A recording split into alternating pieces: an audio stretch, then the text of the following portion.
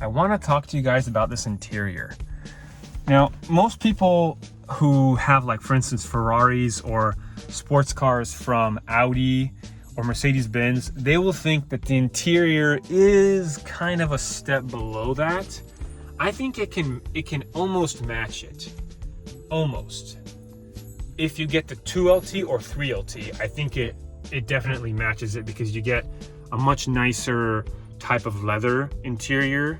You'll get like better stitching. I mean, the stitching here isn't bad or anything, but it can be, you can choose specific colors, and the type of leather that they put in will be higher quality than the one you see here. Although I think the base model, I think it's quite nice, but people in general do complain about how Corvette has always had kind of a horrible interior.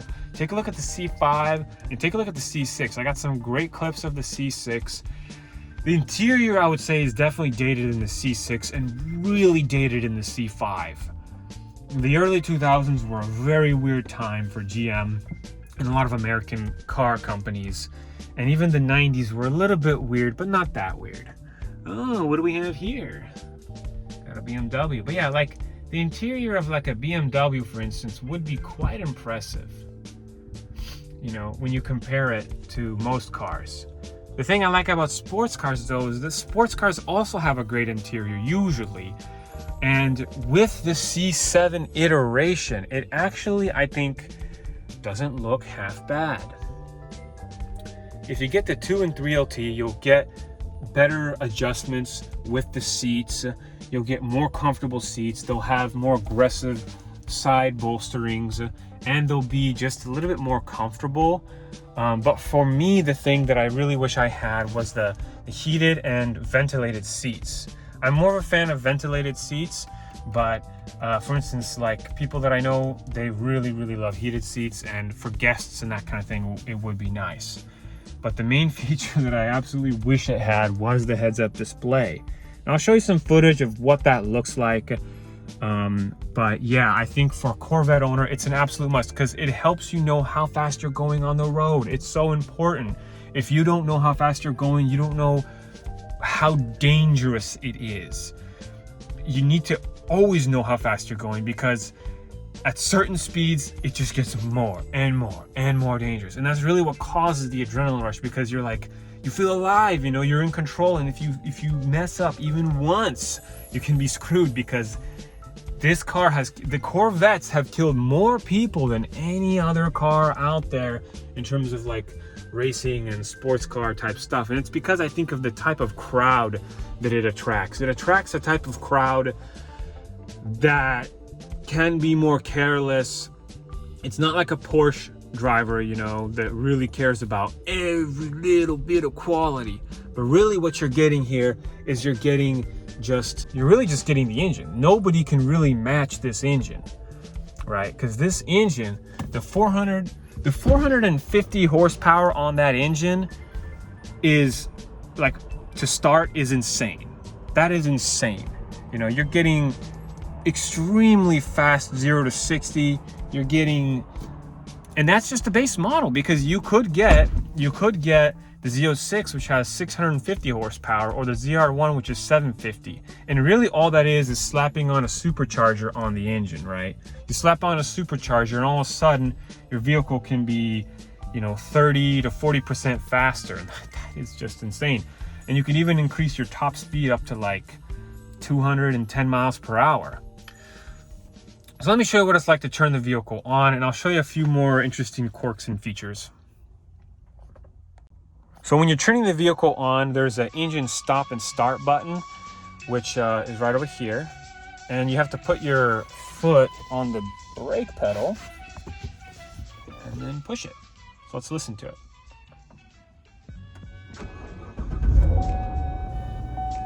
Ooh. That sounds nice. The infotainment system isn't bad. I have had a few pairing issues, but overall it's better than most cars. The system that's here actually is quite good. You can actually customize it to show various different things. Like I have it customized to show the tire pressure, which I think is really cool. It shows the battery gauge. See, there's like a little V for volts, and then a little battery icon. And then on the left, it shows the miles and the PSI. So basically the oil pressure.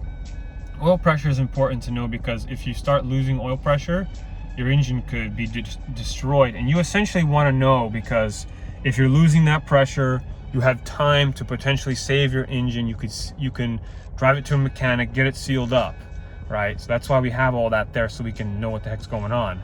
And then on the side, you have the gas, and then the temperature of the engine. Now these little side gauges can be customized, and let me just kind of take you through the system here and the infotainment system as well. Just a kind of a random cool feature. Push the screen button and it just kind of goes down like that. And I have some headphones in there, some change. There's an additional USB port. The cup holders are definitely the worst part about this car, but I'll talk about that a little bit later. There's an interesting thing I want to mention about that. And then over here you have, I guess, a pile of masks.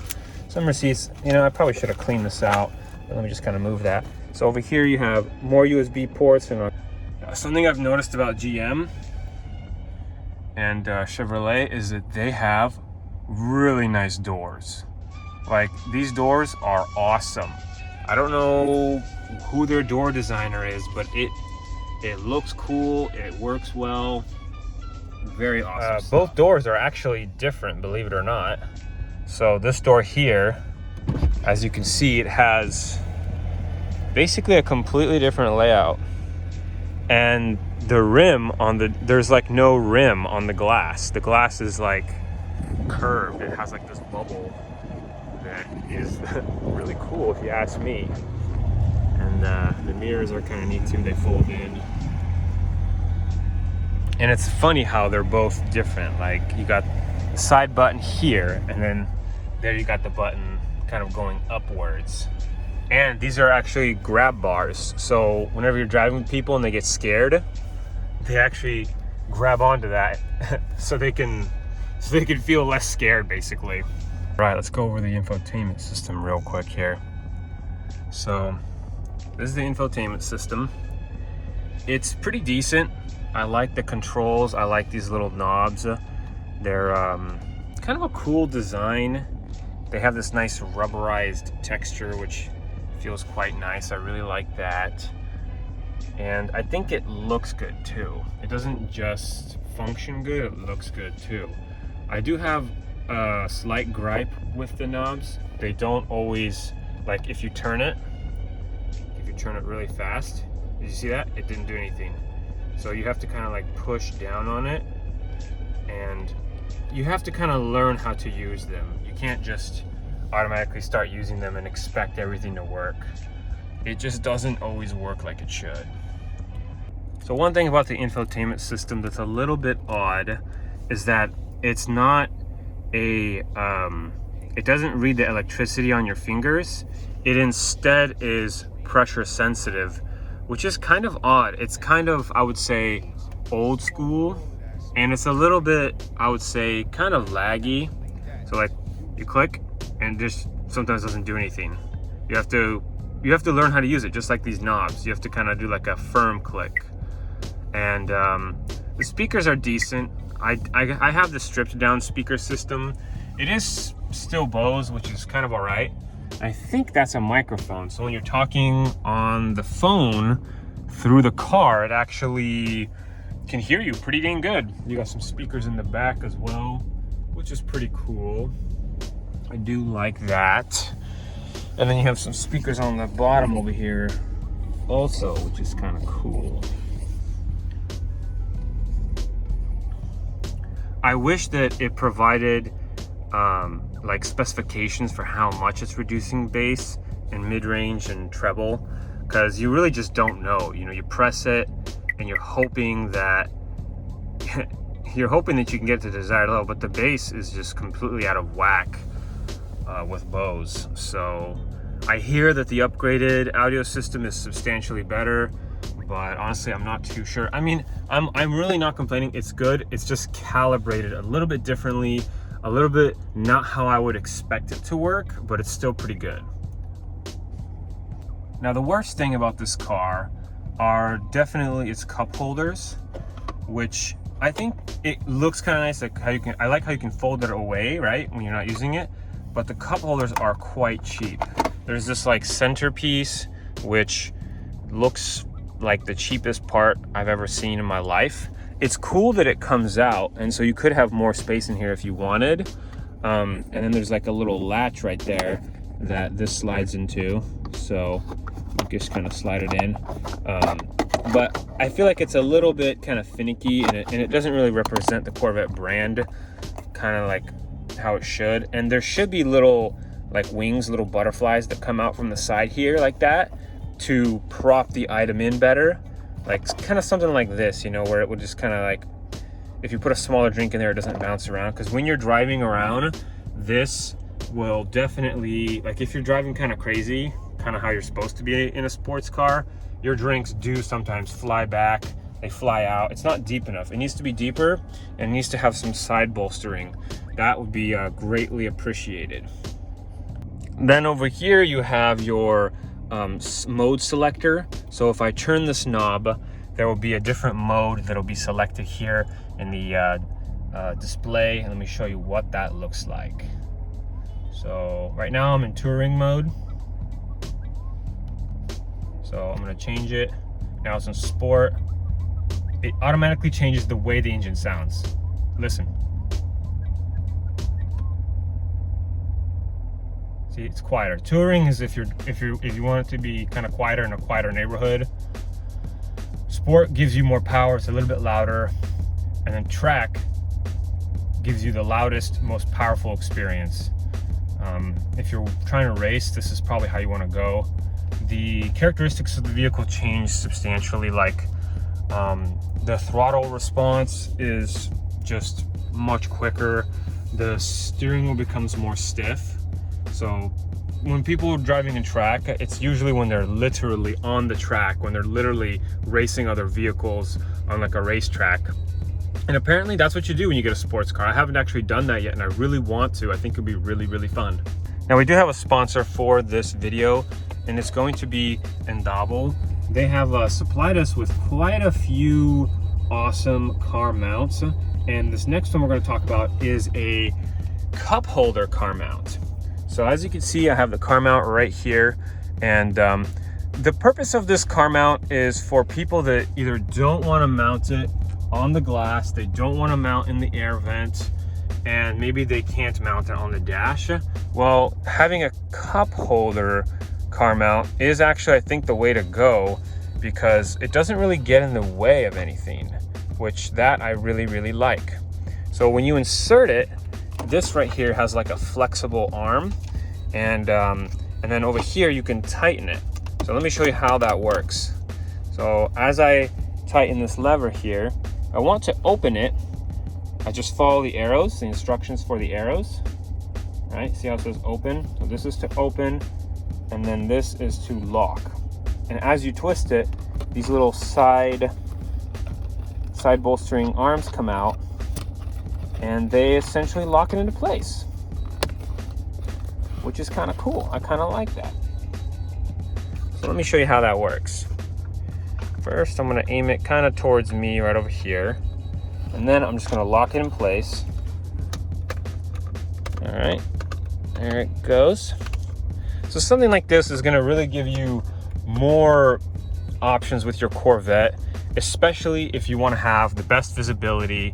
Because the downsides with the air vent, is that it can make your phone hot in winter time, and then obviously mounting it on the glass can restrict your vision. But if you have something like this cup holder car mount, it actually seems to work pretty good. It's nice and stable, it's secure, and then when you're ready to insert your phone, all you do is press this little button here, and you can put your phone in there. Let's go ahead and do that. So for the Corvette specifically, from what I've noticed, if you put it in the first slot, it might actually hit the device. So it's probably better to maybe put it right here on the second slot, or adjust this little arm over here. This thing does move back and forth, so I could actually push it back a little bit, maybe do a little something like that. And now it almost opens up. I should probably adjust it maybe a little bit more. Maybe something like this would be good. And you can always switch to the other one, but I kind of like this here because I feel like it's closer to me and it will be easier to interact with. Yeah, there we go. There is clearance. Awesome, awesome, awesome. All right, let's go ahead and plop our phone in there. Cool. Cool, cool, cool. Seems to work. All right, there you have it. This right here is a great alternative. I highly recommend it for the Corvette. Seems to work pretty great. I wanted to thank you guys for watching. If you have any questions, please leave a comment down below, and definitely subscribe if you haven't already. I am answering all questions. In episode 3, we're going to cover the main Corvette computer and how it works. I'm going to show you how to customize it. We'll talk about what the charging and storage situation is like for the Corvette. We'll examine the convertible aspects, and I'll show you how to take off the target top, and we'll be driving with the top down, and I'll be giving you my honest opinion about what it's like driving. That's coming up in episode 3. Hope to see you guys there. Cheers.